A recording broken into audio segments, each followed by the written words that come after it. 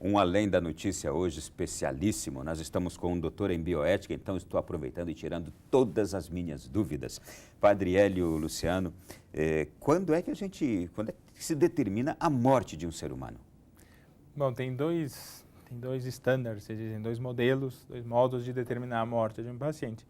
Um é a parada cardiorrespiratória irreversível, que é aquela que desde sempre, desde muitos anos na história da humanidade a gente detecta, ou seja, parou o coração, parou a respiração de modo irreversível, pois a pessoa deixou de viver.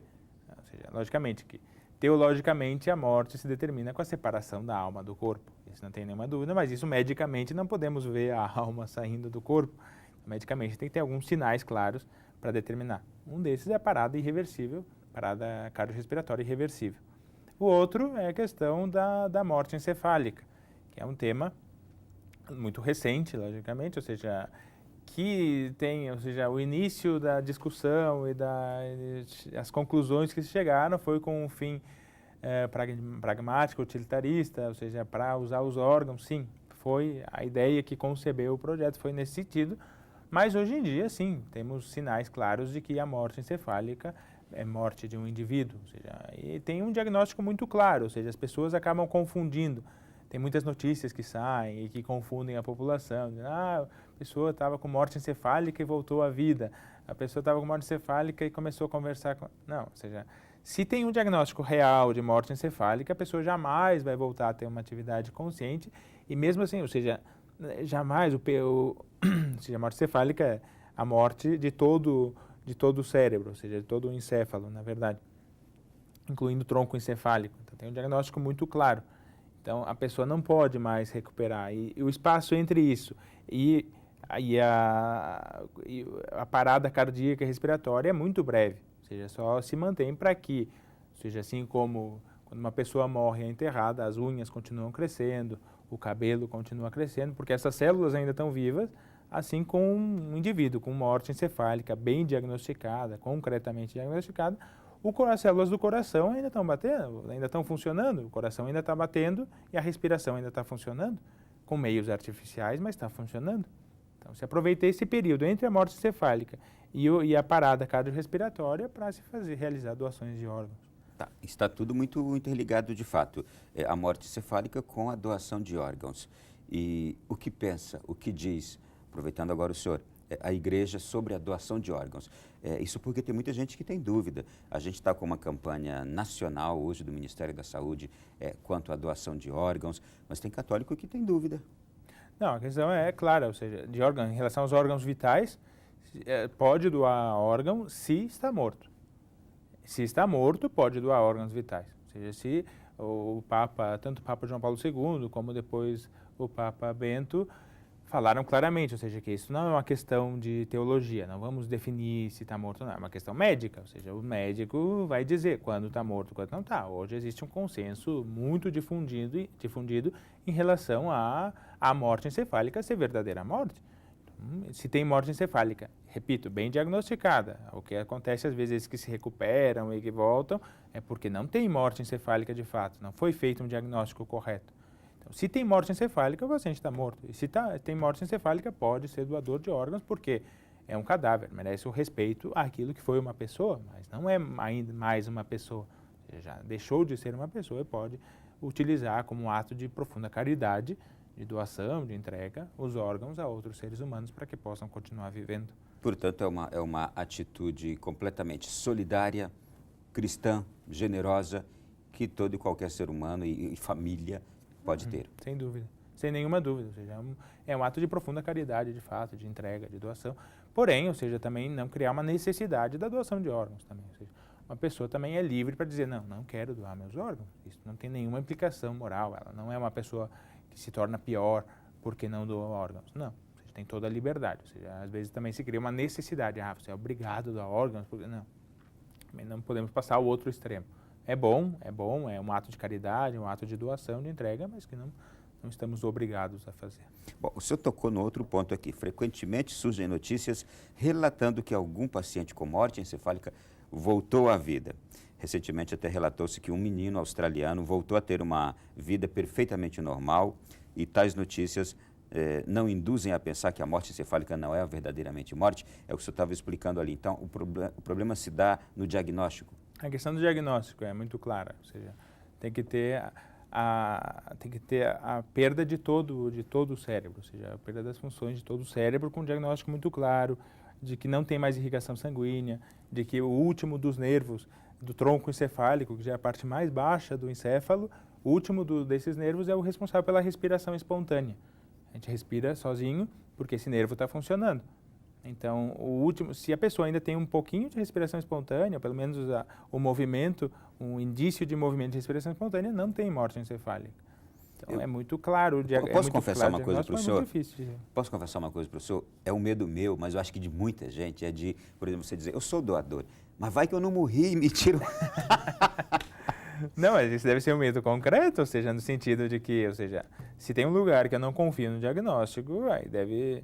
Porque às vezes ou seja, a medicina, os médicos são bons e normalmente são bons, mas tem alguns lugares em que a gente sabe que as pessoas estão tentando, ou seja, tem uma falta de ética mesmo. Diz, esse aqui já está quase morto, não vai voltar. Então vamos matar e tiramos os órgãos. Ou seja, isso é um absurdo também. Imagino que esse é um receio de todos, né? Mas não, ou seja, os médicos normalmente são bons. E a questão é saber, ou seja, se o diagnóstico foi bem feito. Isso sim, isso tem que garantir que tem um diagnóstico feito por alguém competente nisso. Claro, a classe médica tem esse compromisso de seriedade, né? Claro, ou seja, tem um compromisso, pelo menos. Se algum dia acontecer algo contrário, aí que se vá foge da normalidade. E que se busque a responsabilidade, mas de modo normal. Muito bem. Bem, em relação ainda à doação de órgãos vitais, eu quero concluir essa pergunta, existe outra possibilidade de doação que não necessariamente passa pela morte encefálica? Existe alguns casos de pacientes que têm parada cardiorrespiratória irreversível, mas são casos controlados, ou seja, a pessoa está no hospital, eu sei que ela vai morrer e pergunto a ela ou aos familiares se ela gostaria de, depois da morte, fazer doação de órgãos vitais. Então, se espera a parada cardiorrespiratória, se espera alguns minutos para que seja irreversível essa parada cardiorrespiratória e depois se faz a doação de órgãos. Isso aumenta um pouquinho, porque logicamente, para ter morte encefálica de fato, você tem que considerar que tem uma pessoa que está no hospital, que está entubada, que está com toda uma situação. A maioria das pessoas não morrem nessa situação. Então, a quantidade de órgãos é pequena.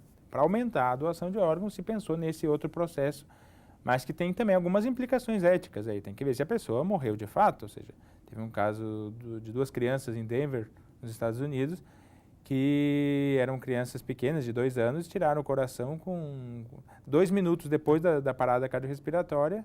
Uma criança com 2 minutos, tiraram o coração, e a outra 75 segundos.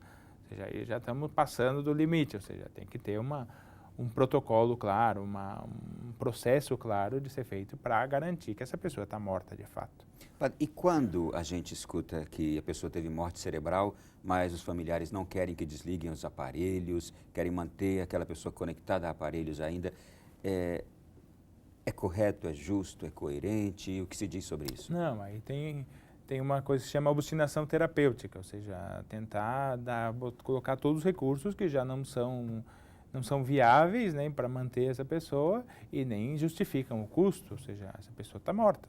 Já está morta. Tem 2 caminhos, ou seja, essa pessoa eu posso ou desligar tudo e esperar sem doação de órgãos e fazer o funeral normal, ou encaminhá-la para doação de órgãos. São os 2 caminhos. Não posso manter essa pessoa porque seria uma obstinação. Tem toda essa lei nova agora, essa regulamentação nova do Conselho Federal de Medicina em relação à ortotanásia, ou seja, a eutanásia é algo ruim, ou seja, antecipar a morte, mas a ortotanásia é algo bom, ou seja, aceitar o momento da morte, vamos morrer, tem uma hora que não tenho mais nada para ser feito, então posso renunciar aos tratamentos que que ultrapassariam o limite.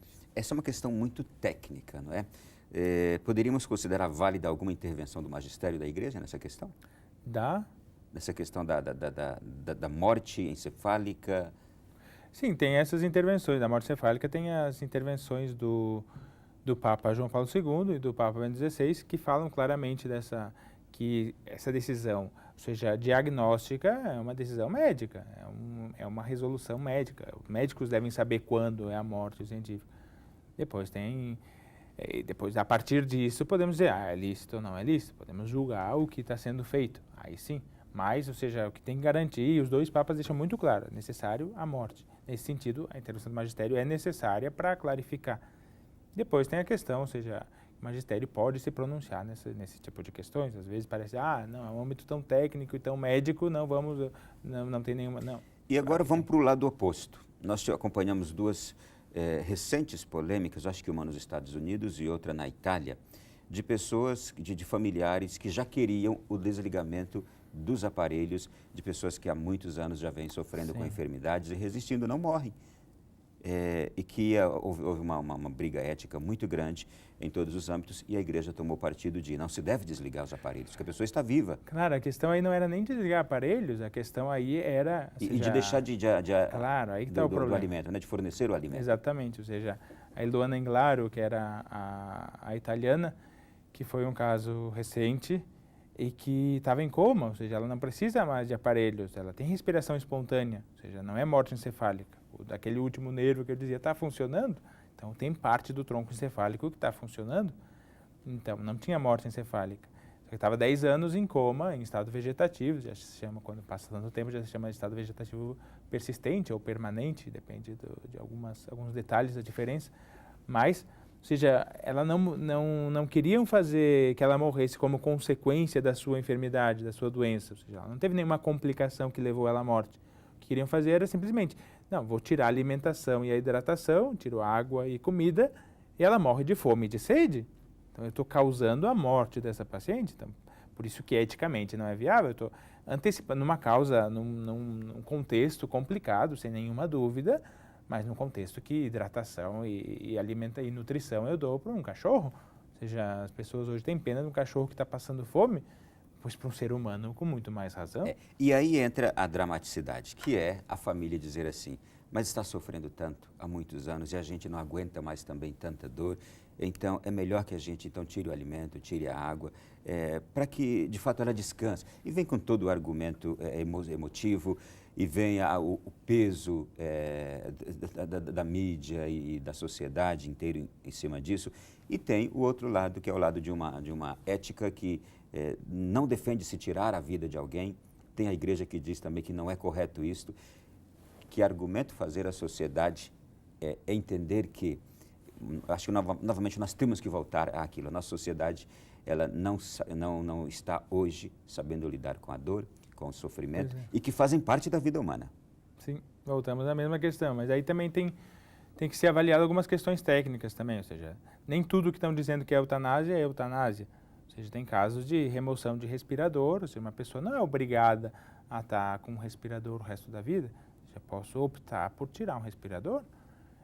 Mas vai morrer como consequência da remoção do respirador? Sim, mas não queria a morte, ou seja, não estou querendo morrer. Simplesmente não quero ficar, não suporto, ou seja, aqui tem um grau de subjetividade real que deve ser analisado, mas é real. Ou seja, não aguento ficar atacado nessa máquina. Ou seja, ou um tipo de cirurgia, ou seja, uma pessoa suporta a 4ª quimioterapia por um câncer que não está sendo controlado, a outra pessoa diz, não, na 3ª não quero mais. Ou seja, não suporto mais esse tratamento. Tem um grau de subjetividade aqui que não é eutanásia, é uma renúncia a um tratamento que já pode ser, ou seja, além do necessário. Certo? Então, tem essa questão.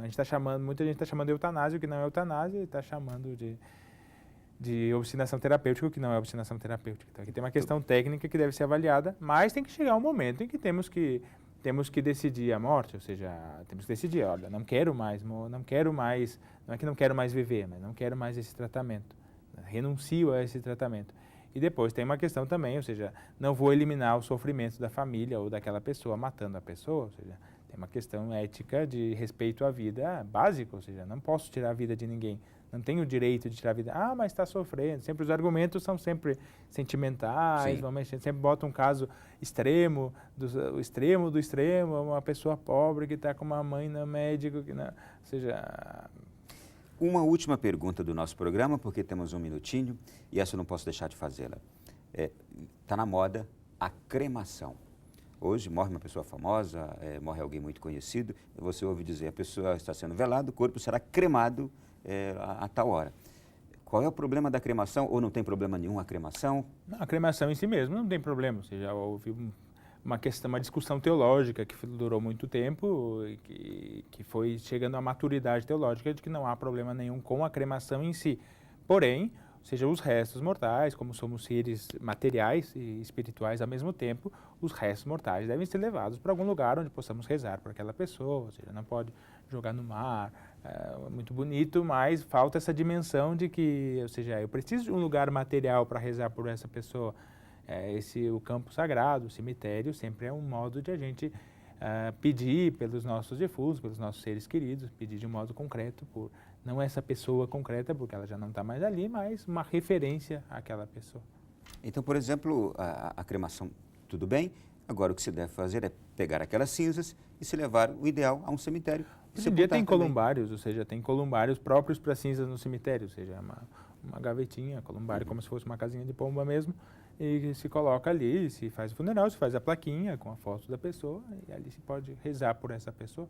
Muito bem. Fiquei muito contente de recebê-lo aqui, um prazer enorme, e volte sempre ao nosso programa. Obrigado. Prazer é todo meu. Obrigado, eu que agradeço. E olha, gente, na próxima semana, hoje nós conversamos com o doutor em bioética, padre Hélio Luciano, da Arquidiocese de Florianópolis, já está saindo agora para lá. E se Deus quiser, na próxima semana voltaremos com outro tema do seu interesse, com certeza. Visite a nossa página alemdanoticia.net, tem sempre surpresas por lá. Grande abraço a todos, boa noite, louvado seja nosso Senhor Jesus Cristo.